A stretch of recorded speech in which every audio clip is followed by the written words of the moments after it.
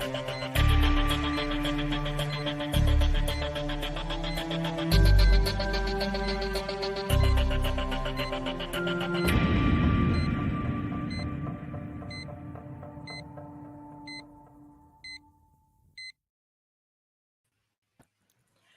everyone, my name is Natalie Dawson. Welcome to Leader Talk. This show is proudly brought to you by Brainiact.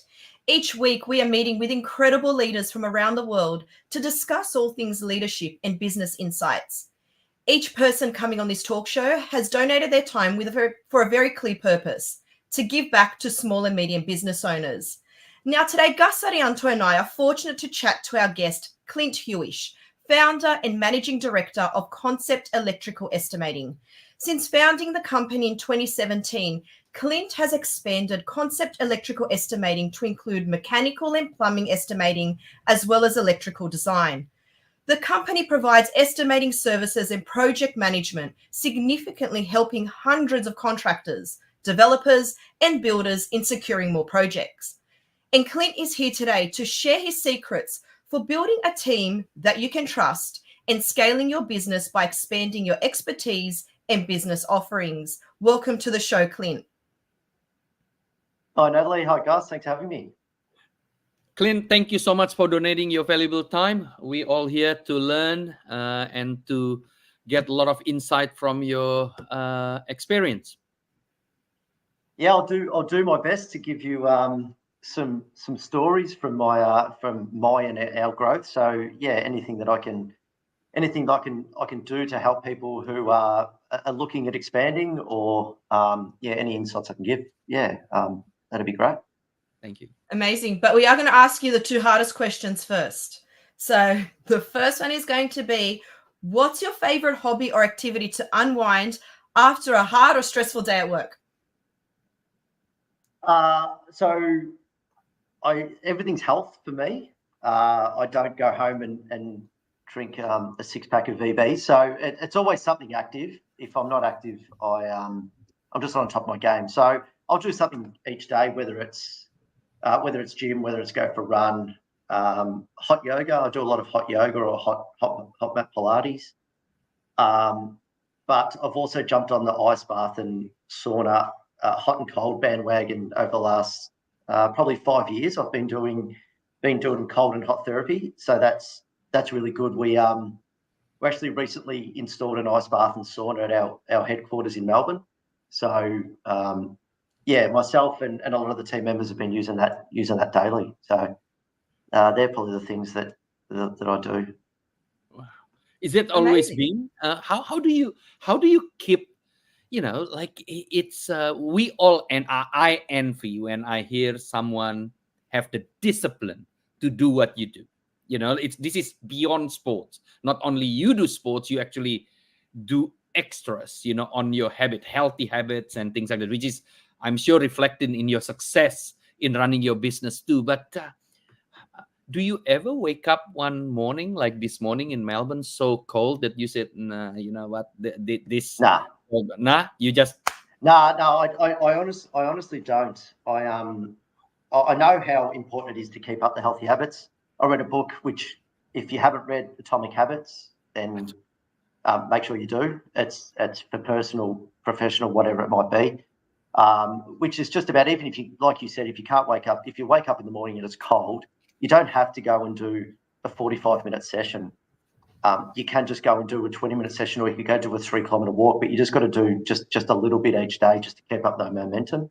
So I've made sure that I do that every single day. I just needed to have a clear mind each and every day and have the energy. I'm 44 now, so I have to make sure I do that. I don't have the energy that I did 20 years ago. So I'm very strict on making sure that I keep my mind clear. So it's important. Fantastic. Amazing. And Clint, if there was one piece of advice you could give to your younger self, so Clint at 44 giving his younger self an advice, what would that be? Can I have two? Go for it. Go for it.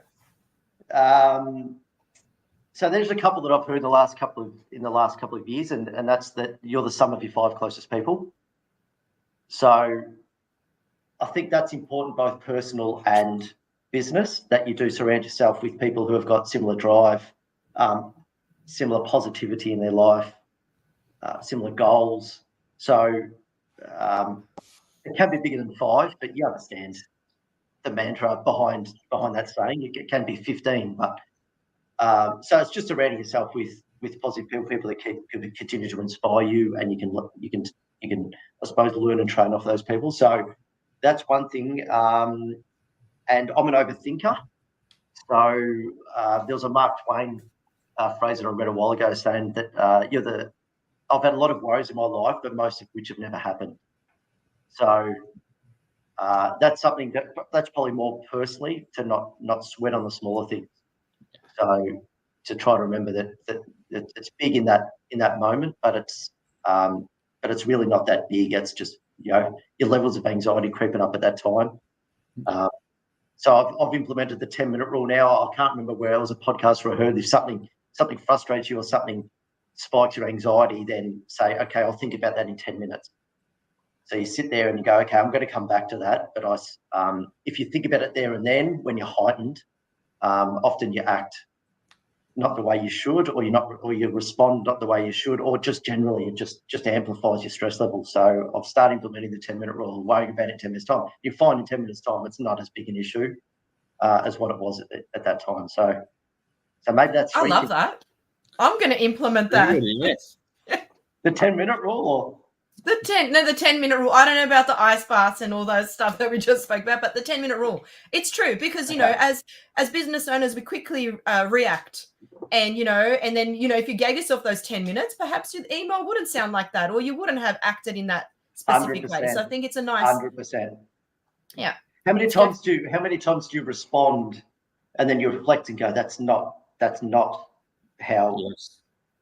and then you go through the regret. So nothing good happens in that 10 minutes usually. Sometimes it'll be 5. It depends on your personality. Sometimes you only need 5 minutes. Sometimes you only need 2 minutes. But it's just a podcast that I heard the 10-minute rule. So I'm sticking with the 10 minutes, but it could be 1 minute. Yeah. Some people could take an hour. I don't know. Love it. And tell us, Clint, before we go and ask you all these questions about, your great success and, how you've grown your business and how you've built your team, tell us more about yourself, your journey, your business, because, we know you started as a one-man team, but you are a lot bigger now. So tell us your journey, please, so the audience can understand who you are in your business as well as we go into the questions. Okay, so complete disclosure, I'm a qualified electrician, so I do have my ticket. So I started my apprenticeship in 1998 with a really well-respected Tier 1 Melbourne electrical contractor. So I did my apprenticeship, and then I moved into site managing, and then I moved into a little bit of site-based project management. In 2007, I was approached by that company to apply for a junior estimating role. Me and I believe there was 3 others in the company, and it was really, I saw that opportunity as that I had to grasp, because I'd been at that business for 9 years and I had not seen a single management change in that 9 years. So when I was approached to apply for that role, I really grabbed that opportunity. I was lucky enough that I was awarded the position to trial as a junior estimator. That was in 2007. Most people in estimating is the start of the journey, which then you end up moving into project management or some other area of a business. Not many people stay in estimating. There's got to be, I was going to say, there's got to be something wrong with you. There doesn't have to be something wrong with you, but estimators are quirky. Estimators have to like process, and they have to like doing the same thing over and over again. It can be a very mind-numbing role, because it's just repetitive. It's so repetitive. Where with project, if you're moving to project manager, you're out and about, you're interacting a lot more with people. You're seeing the jobs come out of the ground. So what happened with estimating is, I was originally supposed to start in estimating, then move into project management. But a couple of years in, the managing director of that business turned around and said, look, I actually think you're more suited estimating. Maybe you should stick there. And I said, you know what, I'm happy. I'm actually happy with that. I think that's a right call.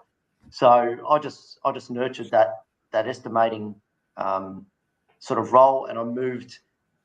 So from 2007, I continued to just learn estimating for probably 2 or 3 years, and then they moved me into the estimating management role. So that, I think that was around 2011. So yeah, ran the estimating there for around 160 tradespeople on the tools. So I had to feed the mouths of 160 people. I had a couple of estimators under me. We started moving more into digital while we're there as well. So we once used a clicker and a measuring tool and paper. So that company started moving into on-screen takeoffs and estimating software. So I was lucky enough to start learning that transition. 2014, I got approached to join a pre-existing business and help them grow. I left that very toxic environment in late 2016, and yeah, that's when I started Concept. It was just do you want to hear the journey of how Concept started, or is there any questions from? Yeah, absolutely. Okay. So while I was trying to figure out what I wanted to do, I knew I wouldn't have a problem getting a job because there isn't many experienced electrical estimators in the market. So because it's a very, very niche, area. So I knew I would be okay with finding another role somewhere as an estimating manager or just a senior estimator, wherever that may be. I just had a coffee with a small electrical contractor in Melbourne, and he said he was looking for an estimator, and I said, well, look, give me. I wanted to keep working the tier 1 space, so I wasn't really interested in joining this particular business. And he just said, "Oh, look, I've got these couple of quotes that I just can't get around to doing." I said, "Well, look, just give them to me while I figure out what I want to do." So I did them for him. Sort of put my tweak on it, sort of jazzed it up to a more professional submission than what he had once been doing, because he was just someone who was a self-taught estimator who just taught himself how to do it, doing it at 8 o'clock at night after he'd been on the tools. Gave it back to him, and I remember him just ringing me going, "Thanks heaps for this. This is great." And I remember just thinking, "Oh, no." He turned around to me and said, "I wish you could do this for me all the time." And that's just when the penny dropped. I said, "Oh, maybe there is more of you out there that could also just utilise someone with experience in estimating as they require, rather than hire someone full time." So that was basically the brainchild. And then it's just boomed since then. So. And what are you now? How many staff now, Clint? So you started off as a single solopreneur. Yeah, I did the classic working from the study. Yeah. So I worked from the study of my house in Melbourne.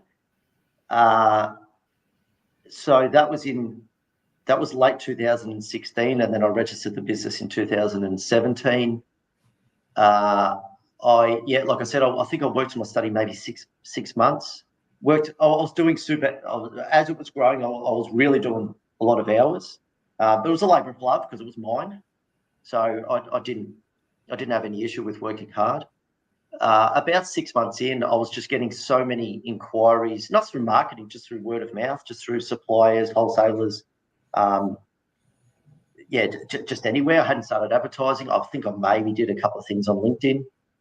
And then about 6 months in, I recognised that I was onto something here.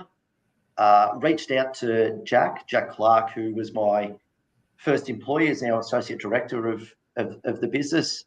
I had worked at him at my last business, and I recognised that he was someone that would suit this role and someone that I would like to have work alongside of me. I actually sacked him at my last business because we had a massive downturn of work. So he was one of 15 I actually laid off on one day. So it's funny that I actually laid Jack off, and then 12 months later, he's my first chosen and also now an associate director. So that was a weird turn of events. So to answer your question, we've now got around 2020 in the electrical space. In 2020, just trying to think of when it was, 2022, we decided to use our platform and our process and move them to mechanical estimating. So air conditioning, anything in the air conditioning space. So we have 4 in the air conditioning space. And then we recognised that there was also a requirement in the hydraulic space, so plumbers. So we started that in September last year. So what's that now? 9 months. And we've got 9. So plumbing is certainly skyrocketed. We've basically put on someone every month for the last 9 months. So that's been a hell of a ride, the hydraulic. Clint, can I ask you a question? Looking back 2017, 2016, when you just started, and fast forward now, back then, after the first year, can you see what you're doing today? Like we have a lot of audience that starting their own business, first year, second year, the hardest time when you run a business is in the first couple of years. If you, back then, what was your dream of your business? How, initially it started by thinking, hey, maybe there is other business that can give me different kind of requests, and I do it in my study room, and then you have one person with you. 2 years pass, and now obviously you have. What was my drive, or what was my business plan? Not so much business plan. Like your dream, your much more informal than business plan. When you sat down having coffee when the business is only 1 year old or 2 years old, and can you see what you're doing today back then? Is this what you want to do, or this is actually moving organically and then suddenly become like this, and now you actually thinking, wow, the opportunity is larger than look, I certainly had no idea that it was going to grow into the beast that it has. Absolutely I did not think. I honestly thought it was, I'm just happy. So like I said, I came out of a toxic environment. So at the time when I moved out of that, I basically said, I'm never going to put myself under that sort of mental duress again. So to be honest, I just wanted to be happy because I had been very unhappy for a couple of years. So that was first and foremost. I wanted to be happy, but also had a mortgage. I was actually, at the time I was organising a wedding. So obviously there was a financial part of it, but yeah, so I wanted to be happy financially, but I also wanted to continue I felt like I was pretty good at what I did. I felt like I had really, I felt like I had a lot of knowledge that I could also give to the sector, and I also wanted to be respected. So I wanted to be respected as in the industry as an estimator, and sort of been spoken about as one of the as one of the top estimators in Melbourne. So I don't know if that sounds ignorant or arrogant, but I did want to be respected again, because like I said, I hadn't been for a couple of years. So moving forward, it sort of happened organically, the growth. I didn't have a business plan whatsoever. It was very daunting, first off, even signing the rent or the lease on a tiny little space that we had, which was right next door to a fish and chip shop, where they used to every Tuesday morning they used to fillet the fish about 3 meters from our office. So there was just a stench of fish guts going through our office. We'd have a toilet that was constantly backing up, and I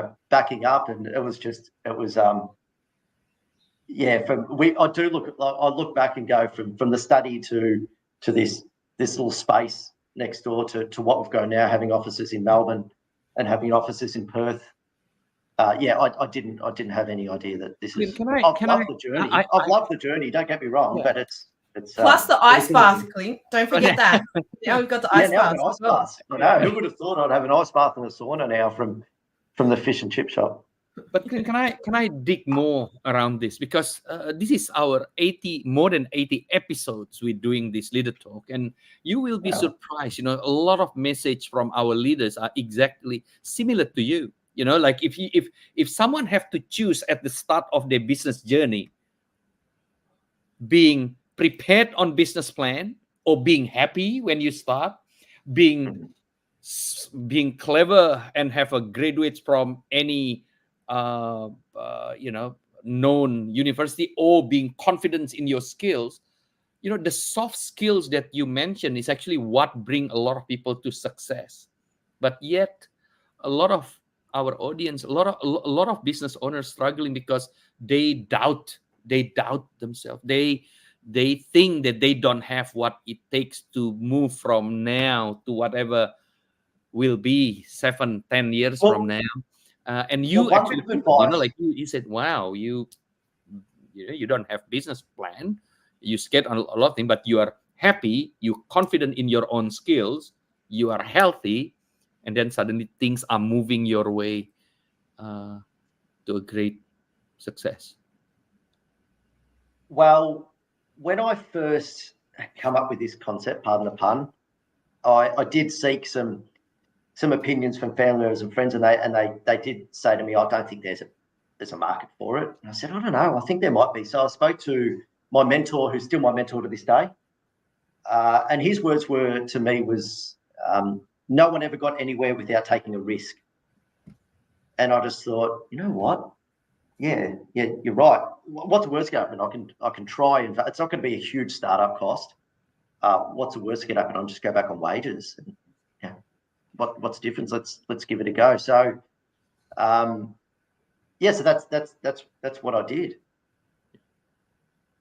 And imagine, so just listening, going back there, the mentor, you know, your advice, the business owners listening now that don't have mentors, Clint, is it something that you would suggest they get for themselves?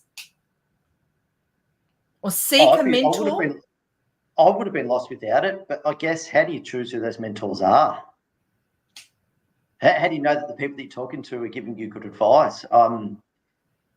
Like business coaching, of course. If you want to engage a business coach from the inception, we've had business coaches. I would not have been able to get where we are without some form of business coaching, whether for whatever that might be, whether it's just a minimal amount or a large amount. We went through a full journey with it. My mentor is a very successful, established person in the industry. So yeah, he's got the runs on the board to give me advice. Yeah, even if it's contracting is very, very lonely as well, especially if you're a one man or one girl, one lady operation. It's very, very lonely. You might have 5 or 6 staff where you just want to bounce ideas off people or just get stuff off your chest. We're lucky that we've put a few of our contractors. We do a lot of functions where we get contractors networking together, even though they're competitors. They see the advantage of also having an alliance. Not always, because people are sometimes completely head to head with each other, so they want to keep that person at a distance. So even other people in the industry, just being able to have a chat to them about whether it's issues they're having with the staff or getting paid or any of those sorts of things, you certainly need to be able to get things off your chest and seek advice. So yeah, I would have been lost without my mentor. Amazing. And I want to steer the direction into, we've got an audience here that wants to understand about building a team that we trust, because Clint, your business and what you do, estimating, it sounds complex. There's a lot of, from the outset, now I don't know because I've never done estimating before, but I've quoted projects and I know it can be daunting. We're hiring if you want to apply. Yeah. Yeah. Although I don't know. You like ice cold bath in the morning before Yeah. Well, that's a Start with that. prerequisite. Yeah. You have to. Yeah, before you start each morning's an ice bar, so you will have to pass that. Yeah, Pass I don't that know. bar I'm first. quite rubbed up at the moment. It's only 14 Yeah, I degrees. was I don't know gonna about say, zero. you don't look like you don't look like you like the cold. Yeah, no, Natalie's so- in Antarctica. I know. Well, it is this morning. It's 14 degrees. I'm sure the audience sympathizes with me, but building a team that you've built, building this trust, the projects that you quote. We're not talking about, I've quoted projects. I've had, a copywriting business. We can quote in the thousands, but we're talking about 20,000 to say 30 million, like huge projects. And yet you've built a team of, close to 30 that you trust in doing these quotes. So all of us want to understand, how you built this. So if we were to take it back to when you're recruiting, what are some of the qualities that you actually look for when you are hiring people to join your team to ensure that this trust and also the culture at your business is maintained? Is there anything specific that you look for? Because we all want people we trust, right, working for us. And it seems like what you've established is exactly that, especially if you're hiring, every single month. It's incredible. I think it's cliche. My answer is going to be probably cliche, which is higher attitude, trained talent. I think everyone understands how important attitude is these days. It wasn't so much 20 years ago, but I think your attitude and the type of person they are in the environment and working with other people is important as well, because if you've got one dark cloud in office, that can really go across everyone. We've had that before. We've had dark clouds in our office, not so much that from a personal sense, just maybe they weren't enjoying it as much as the rest of it, and you can feel the energy throughout the business. So, we have had that before. So, it was something early days that did keep me up it still keeps you up at night now to a degree, but we've put so many processes into place that we feel like we can't tick off any more boxes with our QA process. We are somewhat of a training facility now. So when you do your apprenticeship and then you move into become a qualified plumber, a qualified electrician, whatever you might be, you generally stay on the tools for a little bit. And then 5 years down the track, again, I'm typecasting you, but 5 years down the track, you might turn and say, I'm going to go have a crack at this on my own. I'm going to go buy a van and I'm going to get stuck into it. There's no way of learning how to quote outside of maybe a 1 or 2 day course that you can do at your local association. Which is not enough to understand how to quote 1 to 2 days. It can get you to price an extension, a $5,000 extension that down the road, but it's nothing that you would want to put your mortgage and everything you own to price a $500,000 quote and be confident that you've done it correct, because most people are self-taught. I was lucky enough to learn off one of the best, and then I've just continued that process along. So we have got a very strict process in here where we do the same thing. We rinse and repeat. So we follow exactly the same process throughout the whole way. It's very driven in a tick box scenario. Have you done this? And we've constantly molded that as we've grown as well. What we do then, once the project has been quoted, we've then got a strict QA process where we have a senior team leader then close the project with the estimator. So there's a second set of eyes that goes through that. That then goes through another tick box QA process. And that then goes to the client after it's been through, again, our process, and has been through a second set of eyes through an experienced team leader. So we feel like we can't put any more processes in place in order for what we do to leave the office and be comfortable that it's done. The landscape is changing in what we do. The documentation is actually getting worse. Clients, developers, builders, architects, everyone are putting less money into design documentation and basically saying, here's our idea for the job. we'll let you guys come up with a price, we'll let you guys finish it. So there is always an element of interpretation. So we need to interpret what we're doing nearly on every single job. So we've got another phrase here called "not written, not real," which I personally love. So the more that we can document things that we've allowed for with our client, who can then let their client know certain things of what we've excluded, what we've included, and what we've assumed is the interpretation of the project, I think is also important. So we're just very heavy on qualifying everything that we've allowed for, and qualify then the communication to our client of what they should also then continue to qualify with their bid. Clint, can I ask you a question? In the topic of trust, right? So if I can take what you're saying, in your business, especially in estimating, there's a lot of steps that your team have to do that can risk your business. And the way you actually mitigate the risk is by improving your process, by working with the team, improving the process. So if the process are solid and the team are doing it through the process, obviously the output will be as good as what you hope for. Now, my question is, if a new team member, say I'm applying a job within your business, and I'm not comfortable enough with you, I'm not good enough with your process, right? Because I'm new. Say you have 100 process from A to B. I'm new. I might miss 5 out of the 100 process, maybe.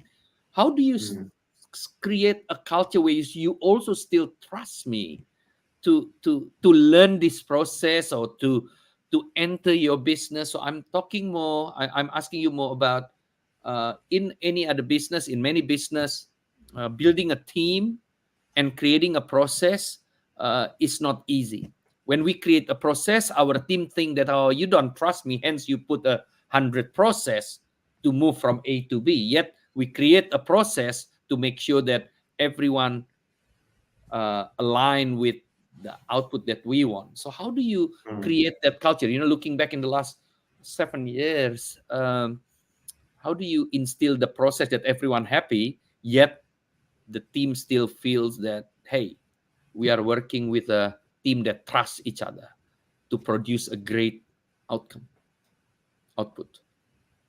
Firstly, the team need to know how important of what they do is. So it's not their money. So they have to understand that what they're producing and the impact that can have on the end user. So it's just a bit of paper, then it's just a price. But for the end user, that's their livelihood. That could be their mortgage. That could be their name. That could be their brand. That could be everything. So we have to constantly emphasize how important what we're actually doing is. So, and we constantly try to elaborate that as often as we can without sounding like a broken record. We also only hire for our estimators qualified tradespeople. So that's something that's set. I can't correct if I'm wrong, but I believe that's the only thing. We certainly are separate to our competitors, we think, in that space. My opinion is, for right or wrong, is that if you haven't installed it, how do you know how to allow for it? So that's something that we established early. Jack and I decided early days that if we're going to be doing something so important, we have to make sure that we tick off that box of having the right people in the right seat in the bus, and that for us is that they're qualified in that trade. So 100% of our estimators are qualified in their trade. So they've got a really good base, first and foremost. So then they've come off the tools. Then they start following the process. Now, to answer your question, Gus, how do you make sure that people, they say there's 100 steps. If you've got a process of a tick box of following a process, no matter how good or talented you are, everyone could follow a process. Everyone could follow that process. They've got a team like here, they've got a team leader that they report to. If they're struggling with the process, well, they've just got to communicate and say, where is this process? But I believe with the right attitude, anyone can follow a process. If the process is too hard, you've got to relook at the process. Yeah. Really. But we have people that come in at concepts that have come off the tools, and they're maybe not all that great with IT, but they're really good with understanding drawings. So you just got to also identify what people's strengths, and you just got to help them in those areas. Some people in estimating pick it up after 1 month. Some people pick it up after 6 months. But again, if they've got the right attitude, they'll get there. And what about, Clint, as your team grows, like, at the moment, a new team member every month, it's growing quite quickly. As the leader, how do you maintain the personal connection? Does it become harder as your team grows, or is it equally as important? How are you finding it as the team's growing, that personal connection? Are you still able to have that with the team members? Yeah, I think so. If you asked everyone a concept, I'm probably the biggest clown of the lot of them. And often I'll go into we've got 2 offices in Melbourne, and sometimes I'll go into the second office where I'm not based. And after about 10 minutes, I'll say, "Look, Clint, can you just go do some work? You're actually interrupting us." So yeah, we like to keep it fun for the most part. We're very social. A lot of our team and our personal friends outside of the business. We do again, as cliche as it sounds, we do a lot of activities, but we don't do activities that are based around alcohol or drinking or going to the pub. Or they're more things like I took the team. We did hot yoga the other day. Played golf. We went and had a 10 versus 10 game of football one afternoon, and then just did a brainstorming session workshop. So, but personally, we just don't have a massive hierarchy here. We don't ask anyone to do what we wouldn't do ourselves. We treat the janitor the same way as we treat the general manager. It's a democratic society we think we've got here, except for the radio station. It's democratic here, except I can't listen to some of the music that some of the younger guys and girls listen to at the moment. So that's the only thing I'm strict at is the quality of music. But other than that, we just make sure that we're approachable about anything, which I'd like to think that we are. As the team grows, hopefully we continue to grow. I don't know if that'll be something that maybe is going to need more attention. So Jack, who I mentioned before, Jack Clark, he's become general manager as of July last year, so 12 months, where we've switched roles. So I used to be a lot involved in the hiring, where now that's completely Jack and his team. So Jack, Luke, Gus, Michael. There's a few people involved. So I actually don't sit in the interviews anymore myself. So often people are getting hired and I'm introduced them as a new staff member without actually meeting them. But that's a whole separate conversation about delegation and micromanaging. So, yeah. But what I'm seeing here is, we're talking about trust here, and, people think I'm just going to hire someone. Suddenly tomorrow I'm going to be able to trust them.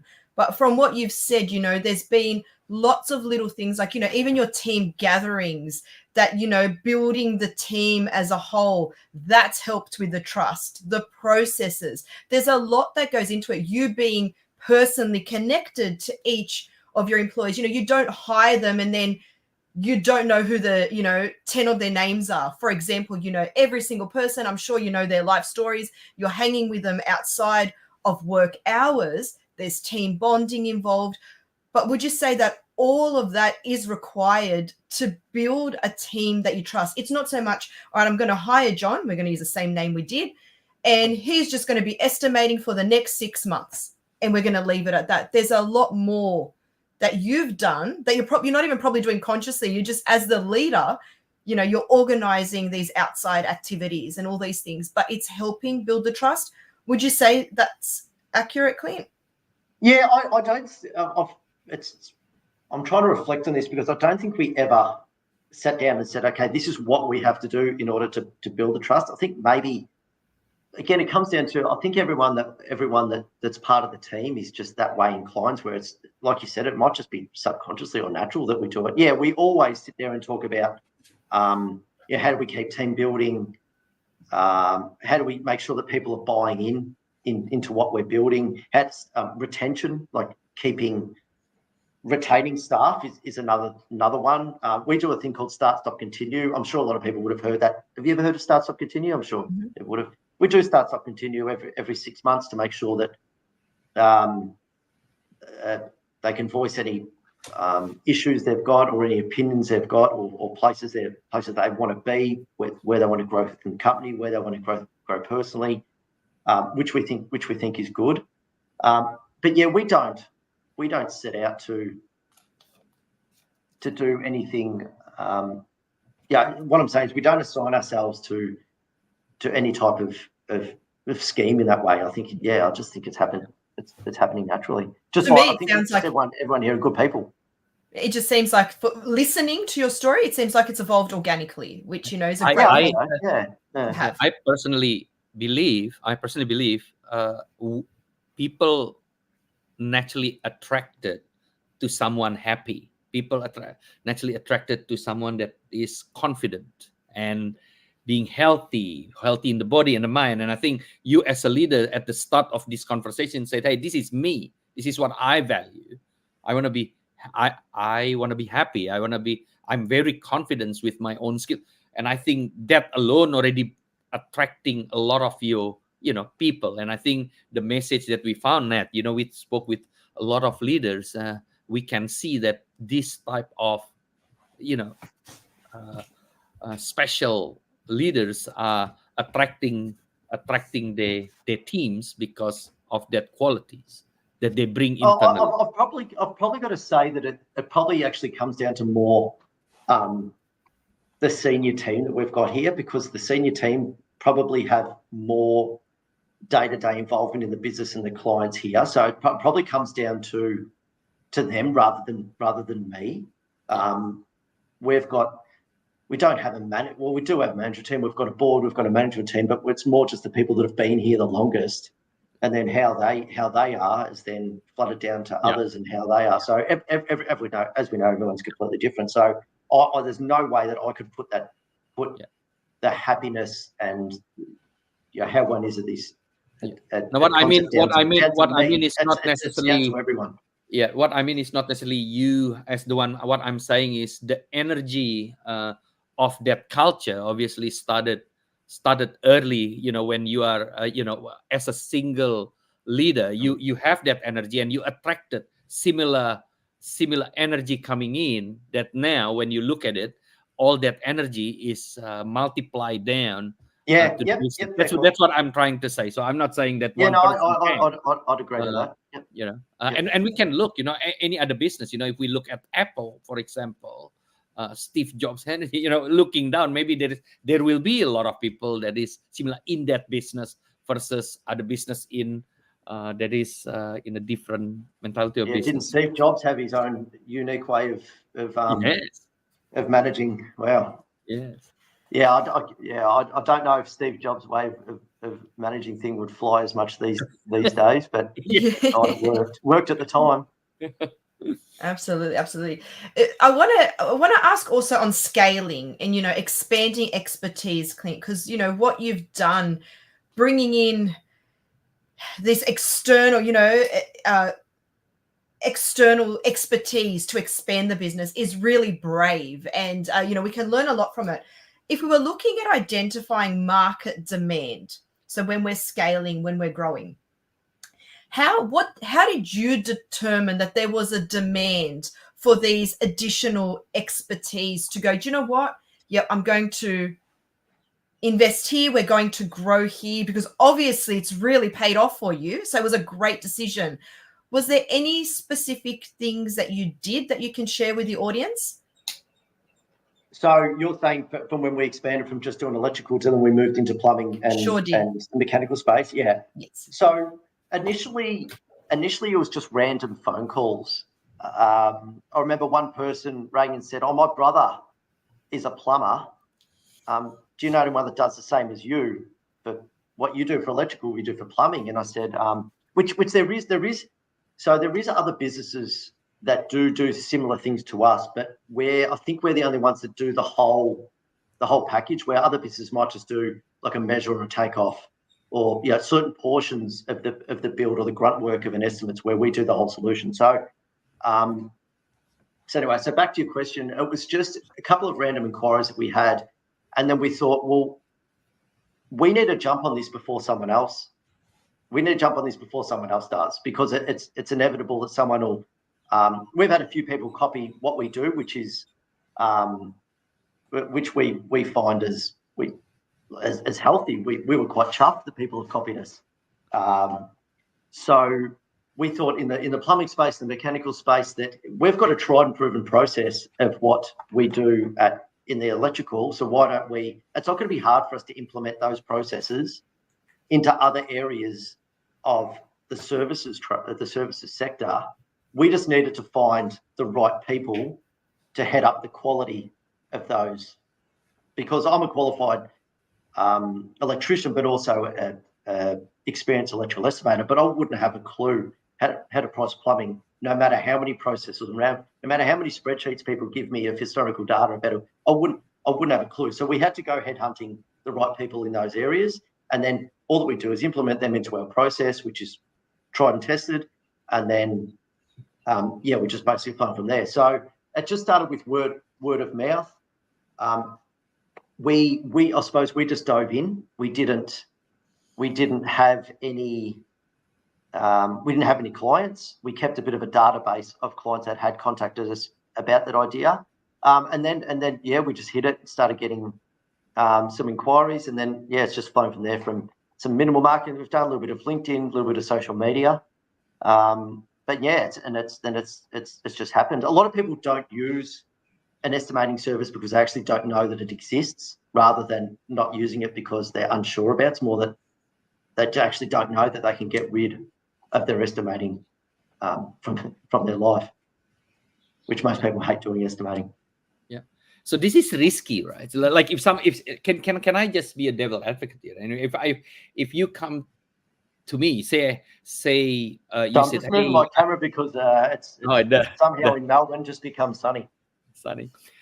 If you say that you want to move, you want to expand from electrical to plumbing, for example, what would happen if someone, and this could be someone that say, hey, I'm a catering company that doing Italian food, and now I want to branch out to Asian food, for example.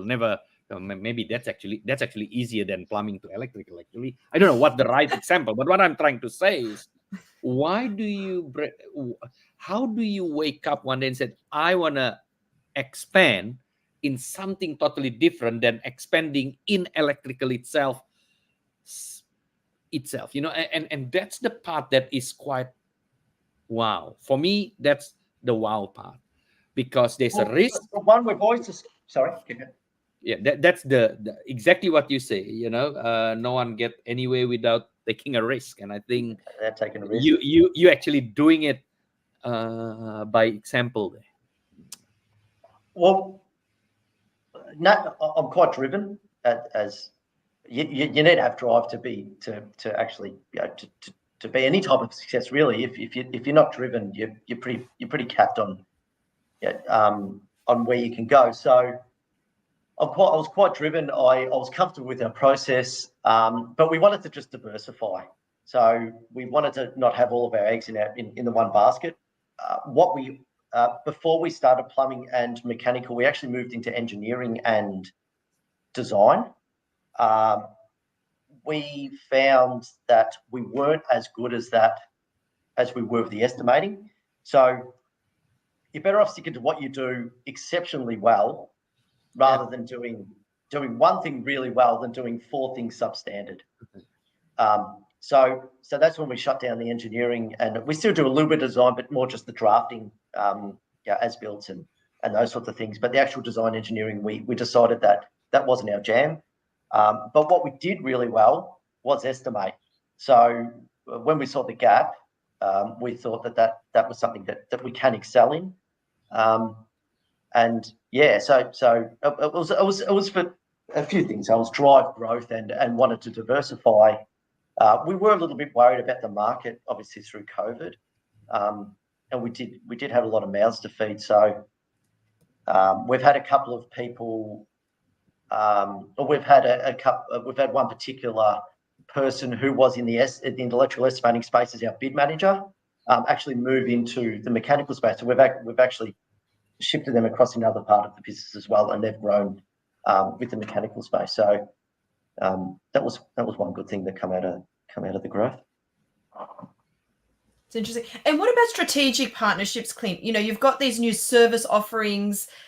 How were there any strategic partnerships you formed to assist with this growth? Because again, like Gus said, it's really risky, and you've got people to feed, and there's all these things that you've got to think about with all these new employees. Was there anything there that worked for you with any strategic alliances? We have to be. Usually people would do that, and that's a great way that you should align yourself with people that are going to push your barrow and vice versa. And not everything's a financial transaction as well, even if you're just scratching each other's back for no sort of monetary exchange. But because we work for so many contractors and they have such a big network of wholesale suppliers, we couldn't align with one particular person because we needed to basically be an open, I suppose, protocol to everyone. So we've actually got no brand partners whatsoever. For example, we use Simpro, but other ones of our contractors use Tradeify or ServiceMate or other sort of. So we can't, I suppose, do. So what we do is we assist people. Some people might come to us and say, "Oh, look, we need an alternative light fitting package. And have you got any good suppliers?" And we might give them a couple of suppliers that we've worked with who have been economical and have been good to deal with, and we might push them that way. But they're more just assistance rather than any type of actual formalised alignments. So we just do a good job, and hopefully, a wholesaler, for example, wholesalers when we first started this were a little bit suspect on the whole platform. Like, who's this random person? Yeah, well, be asking me to prepare a whole heap of quotes for particular things for a contractor. Why are they not doing that? But once they come around to understanding that the more that our contractors quote, the more chance they are of winning work. And when they win more work, they're going to buy more materials. So although they maybe have ramped up the amount of quoting that they're doing because they're using us, which means that they're maybe pumping out more quotes than what they would capable of doing themselves, and we'll come back in the back end if the suppliers or wholesalers support them throughout that process. They hopefully will win more work, which means that they spend more with them. So, I suppose, does that answer? Yeah, no, question? Absolutely. I do have one more. I'm looking at the time, but I just want to ask you one more question, Clint, because as you're growing, obviously you're expanding your customer base, but how do you still focus on retaining your customers, but also expanding your customer base, like not forgetting about, those loyal customers, the ones, is it a hard balancing act? Oh, I've got a really good phrase for this, but I'm trying to think. I can't say it because it's don't screw over people on the way up because you need them on the way back down. Yeah. So we've got a couple of test cases. One of our first clients, he went out on his own. He went all in. I'm actually quite proud of this guy. He went all in, went out his own, bought a van, got an apprentice, and then he invested so much money in us. And he actually went 0 and 24. So he priced 24 projects and didn't win a single project. And he rang me one night and just said, "Oh, Clint, I think I'm out. I've invested. I've done as much as I can. I think I'm just going to go back on the tools."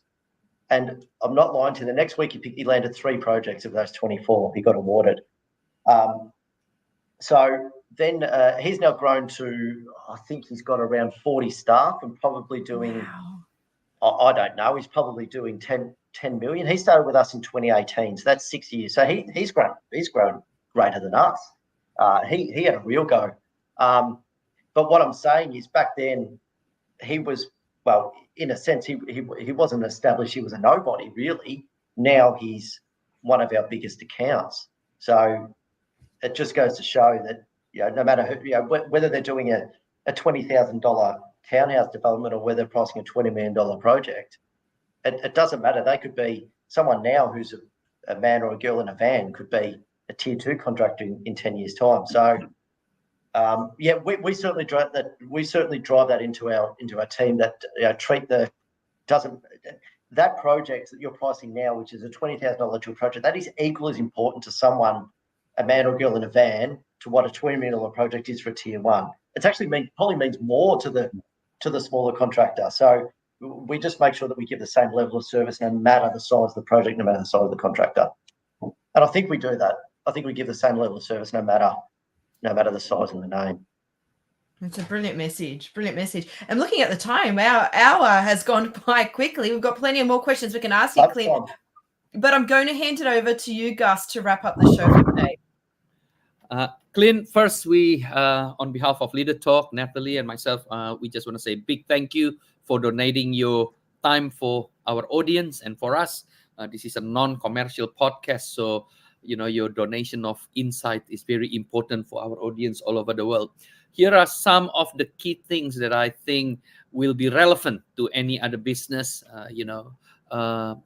If you are a small and medium business, being happy is key.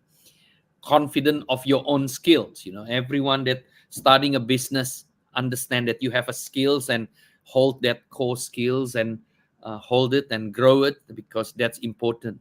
Healthy body and mind. In the case of you, Clint, you are absolutely contagious. Underrated. It's an underrated part of business. But I think I like what you say. You can't service your business and your team and your client if you're not spot on, because you have to be on the go. That's have to come from within. No one get anywhere without taking a risk. That's what you say, and you show it within Concept Electrical. You taking risk in your business, growing your business, expanding in different fields. That's something that we learn. Successful business start with a great team, higher attitude, and train talent. While you can take risk, understand what you do well. This is what you say. We expand, we take risk, but we know we are the best in estimating. So I really like that, because everyone can expand, but if they fail to understand the core skills, then it could fail as well. In the case of what you're saying is, you expand, you take risk, but you come back and really understand, hey, we understand our core skill, which is estimating. And remember, service is key, because that's where business comes. Thank you for your time. Thank you for donating your insight for our audience. Thank you. Thanks, Obi. That was a great wrap up. I like that in bit, Gus. And I think that covered everything. Oh, God, we could keep talking for another 3 hours, but don't get me started. I can go off a bit of a tangent. So anyone that knows me knows that I can waffle. Thanks, Obi. And hopefully someone got something out of it. And if you need estimating done, you know where to come. That's what I was going to ask before we do our final wrap up. Clint, if anyone wants to get in touch with you, what is the best way for them to get in touch with you? Well, look, we're prevalent on social media, whether it's Instagram or LinkedIn. We've got websites, so it's Concept Electrical Estimating, Concept Plumbing Estimating, or Concept Mechanical Estimating. So you can find us on any type of social media platform or website. Reach out to us, and if you want to talk to me direct, then just inquire that way and say, Clint, give me a call, and I'll give you a bell.